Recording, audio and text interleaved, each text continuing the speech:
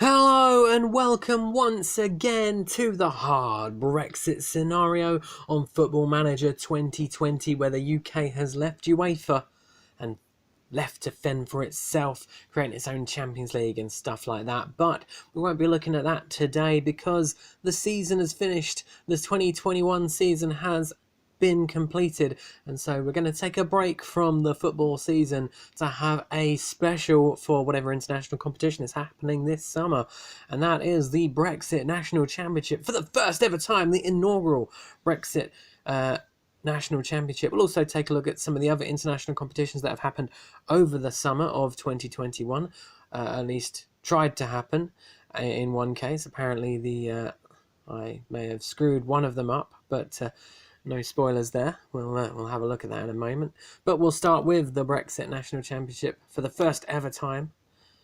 We can see what happened there. Well, there's your spoiler alert right there. Not that it wasn't an obvious choice for who won. Oh dear. I'm actually going to have to go into the actual history and do it.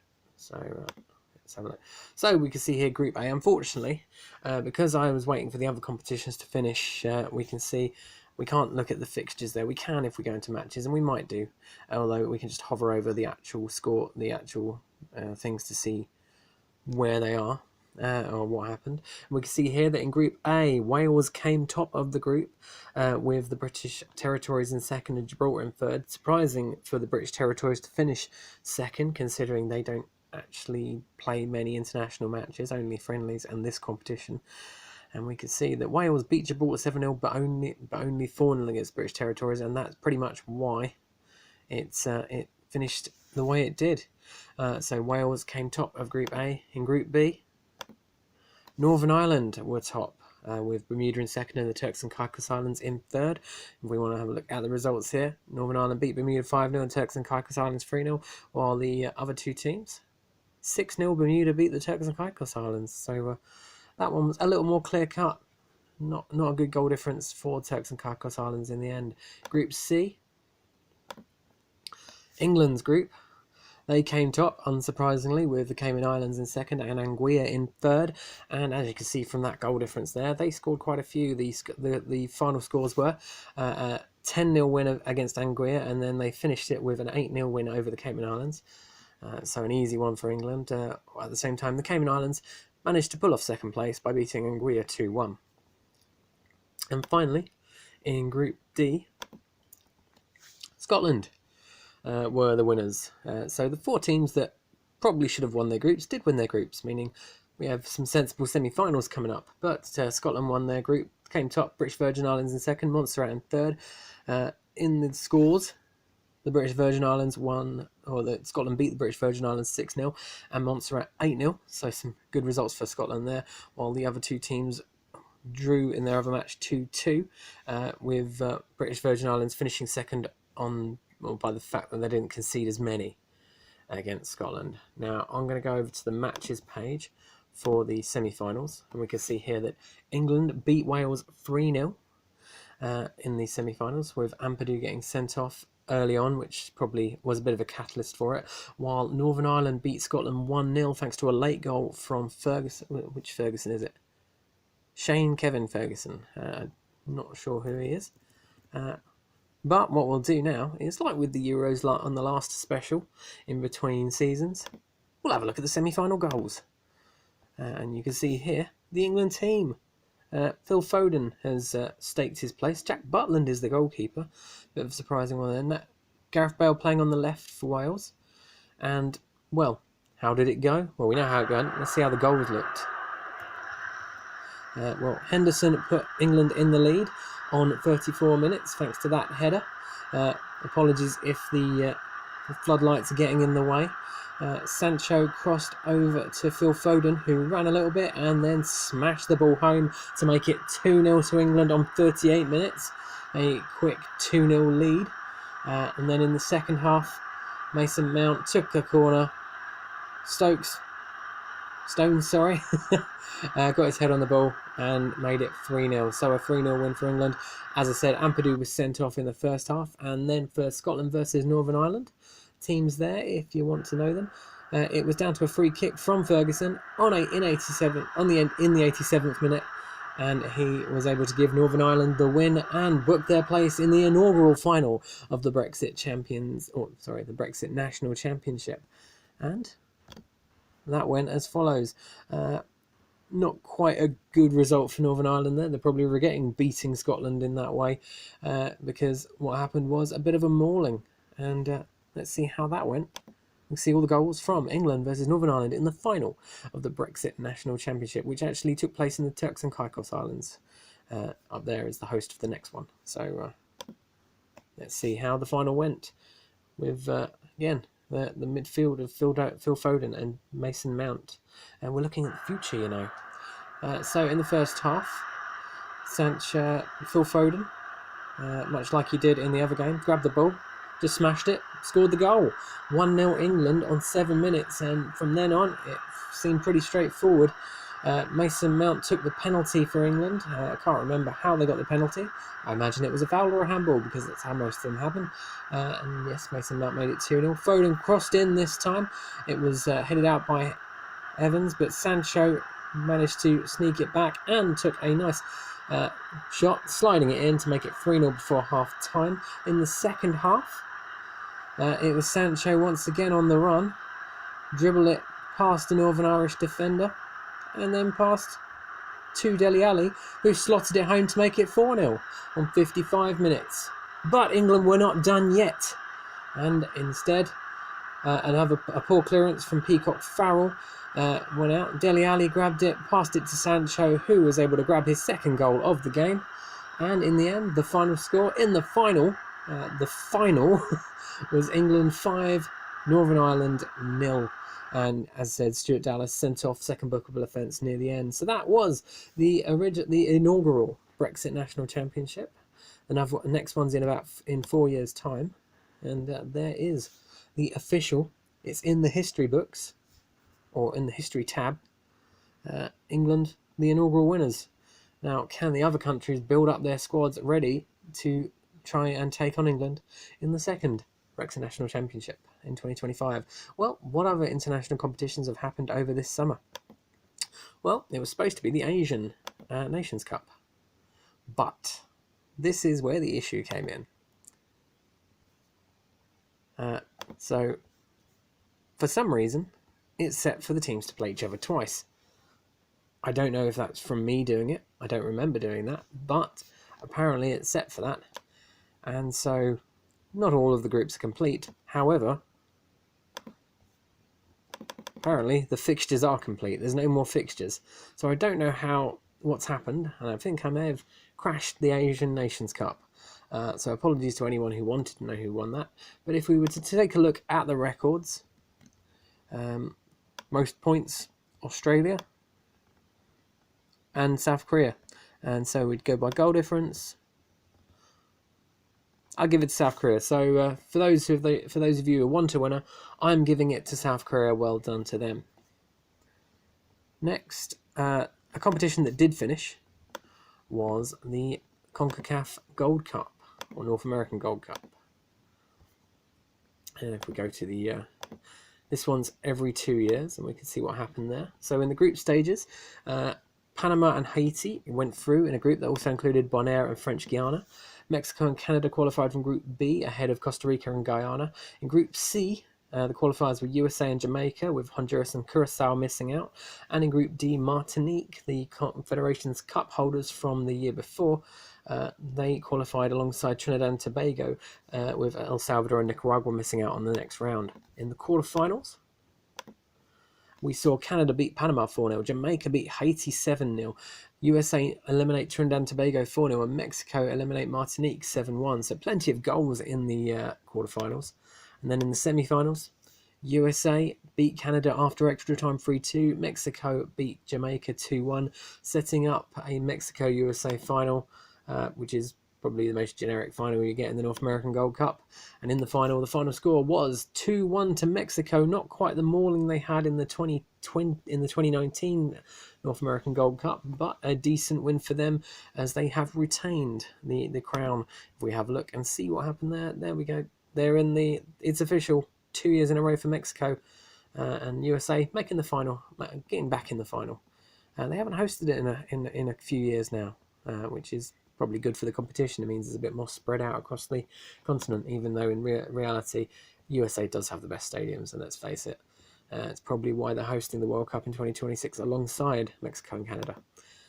The other international competition that took place over the summer was the Confederations Cup, which, for those of you who've been watching this series for a while, may know that it's basically our version of the CONIFA World Football Cup, basically a World Cup for countries that aren't part of FIFA. It's just carried on the legacy of the original Confederations Cup, but I thought it'd be easier just to do this. So from that, in Group A, we had first Bonaire and second Tuvalu, with Wallis and Fortuna and Micronesia missing out. Group B, Crimea and French Guiana going through.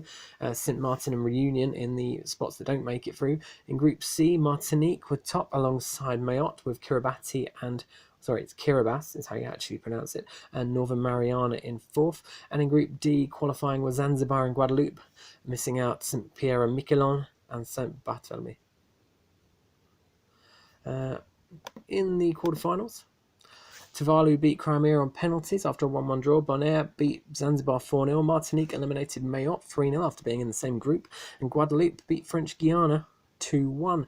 And in the semi-finals, Martinique beat Bonaire 3-0 and Guadeloupe beat Tuvalu 2-0.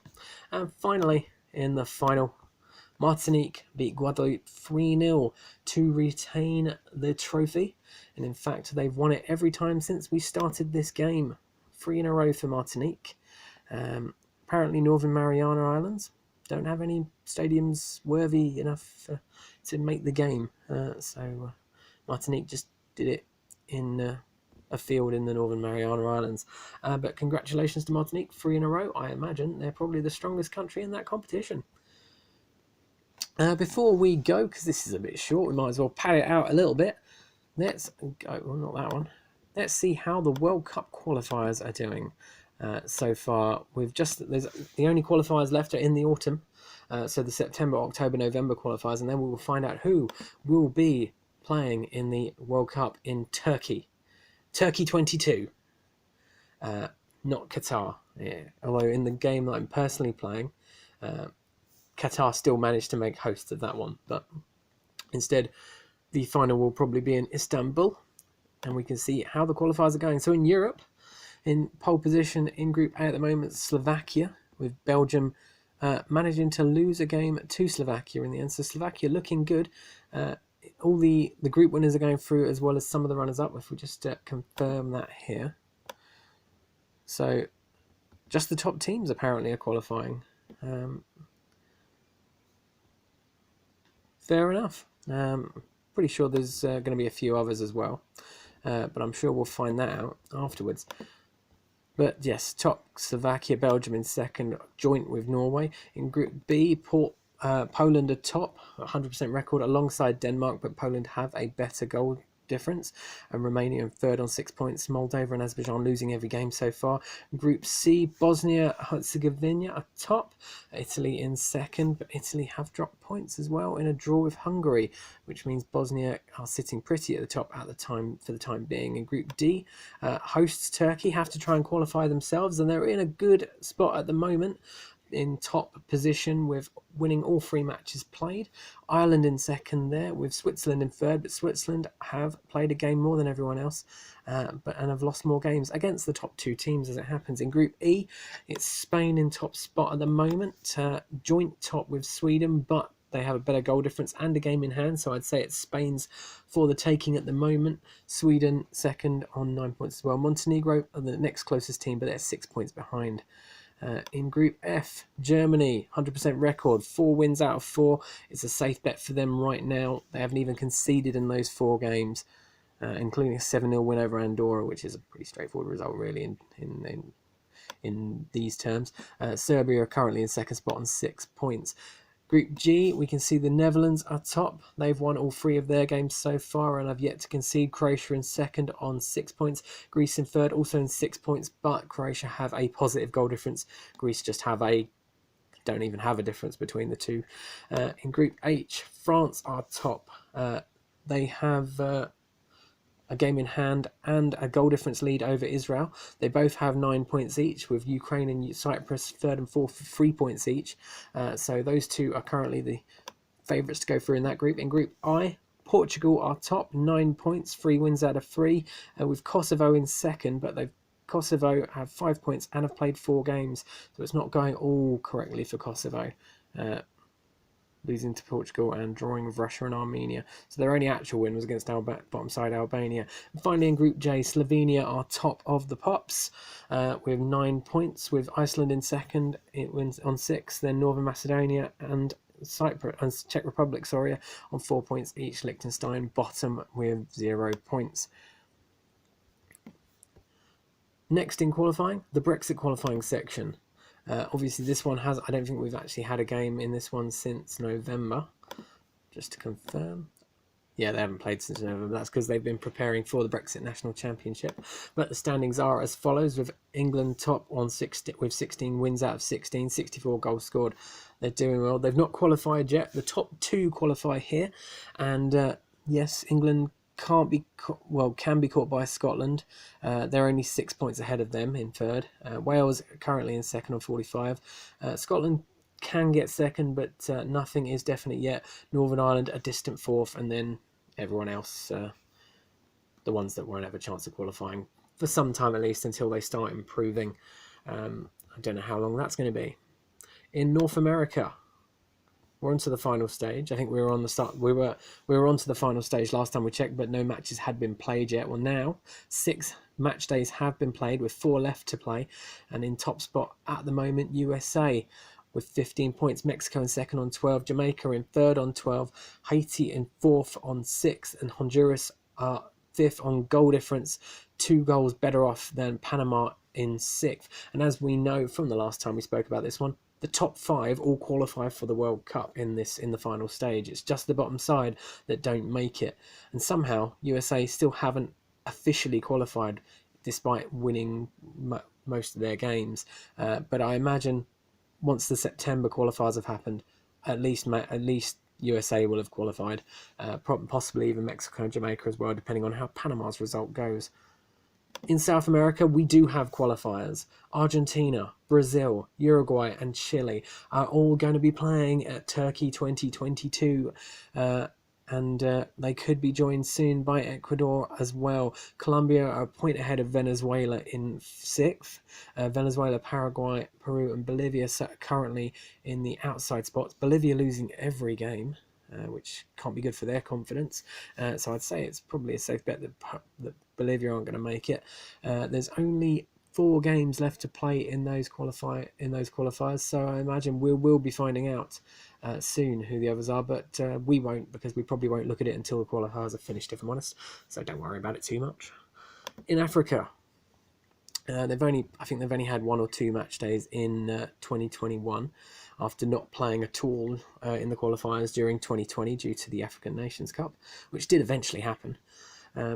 So we can see here top currently Mali, Group B, DR Congo in the top spot. Before I carry on, just to mention, the top teams all go through to a playoff, as well as some of the best runners-up. So I better go through the runners-up as well, or current runners-up. Mali top in Group A, with the Gambia and Guinea-Bissau both on 10 points behind them. In Group B, DR Congo are top, closely followed by Gabon, and then there's nothing after that. Namibia, Liberia and Burundi all on 3 points each. Algeria are top of Group C, with Togo 6 points behind them. Then we see Group D, Nigeria top with 15 points, and they're a whole 5 points clear of Sudan in second. South Africa a distant third with 7 points. On in Group E, Ghana top, 15 points. They have a decent gap over Zambia and Sierra Leone, who both have 9 points in second and third. Over in Group F, Morocco are top, Guinea in second. There's the same gap as most of the other divisions, or most of the other groups there. While Group G, Egypt are top on 15, Mozambique in second on 10. Group H, Ivory Coast are top on 15, and they are 6 points clear of Angola and Congo, who both have 9 points each. While in Group I, Senegal, they are top, 15 points, 100% record, and 3 points clear of Libya in second, who themselves are 6 points clear of Ethiopia in third. In Group J, Cameroon, They are the front runners at the moment on 15 points, with Benin and Zimbabwe in second and third, both on 9 points. And finally, in Group K, Burkina Faso on 13 points, second Tunisia on 10, and third Chad on 6. So it's all to play for in Group K. So we move over to Asia. We'll see how the qualifiers look in there. Same situation as with Africa there, although I don't know what's happened with the Asian Cup, so that might have ruined everything. South Korea South Korea are top on 15 points, with Vietnam and North Korea both on 9 points behind them. In Group B, Philippines are top, surprisingly, 13 points, 3 points ahead of Jordan in second, and 4 points ahead of Qatar in third.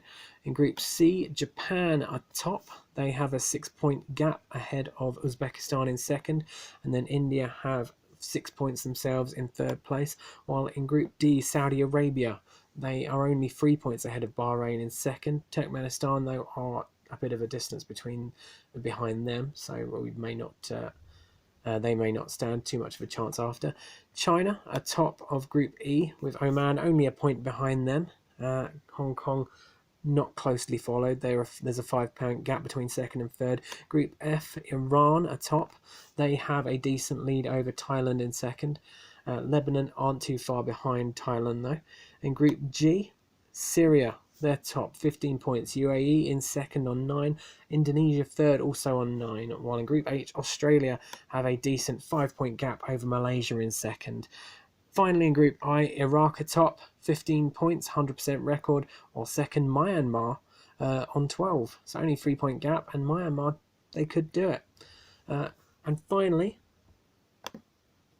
Oceania, who for some reason have a blue qualifying, have a blue logo at the top there, and we can see 4 games in on that one. They've got 4 matches left to play. Oh no, they've got 6 matches left to play, in fact. So they're going to take up the full autumn schedule for qualifiers. And we can see that New Zealand are currently top of Group A with 12 points, 4 points clear of Tahiti in second. Only the top teams qualify, which is more than usual for Oceania, but 2 guaranteed qualifiers for Oceania into the World Cup, and that's the 2 group winners.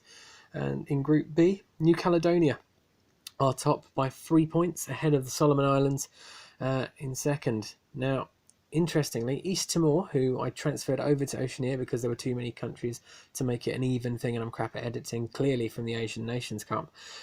East Timor are bottom of Group B. I thought they'd be a bit better than the Pacific nations, but they're being steamrolled apparently. Apart from a draw with Samoa, they've taken 3 losses to Solomon Islands, Tonga and New Caledonia. So unlucky East Timor, you need to improve because you're in this qualifying run. You're in these qualifying groups for the long run. But that's it. That's what's happened in the World Cup qualifiers. Next time we revisit this, it'll be New Year's 2022, which is in about 4 editions time. So don't worry about that for now, but we'll see. And when we do check that out, we will see who has qualified because the qualifiers will be finished and we'll see the World Cup draw. So it should be interesting. But until then, and until the next edition, where we'll be looking at the Brexit Champions League draw for the 2021-22 season, the normal Champions League draw for the qualifiers, and of course, just like last season, we'll be looking at some of them crazy transfers, and there has been a few. I've had a good look through. So we'll skip forward until the 1st of August and have a good look and see who spent the most money. Spoiler alert, it's probably Chelsea again. So until then, rock on, like and subscribe.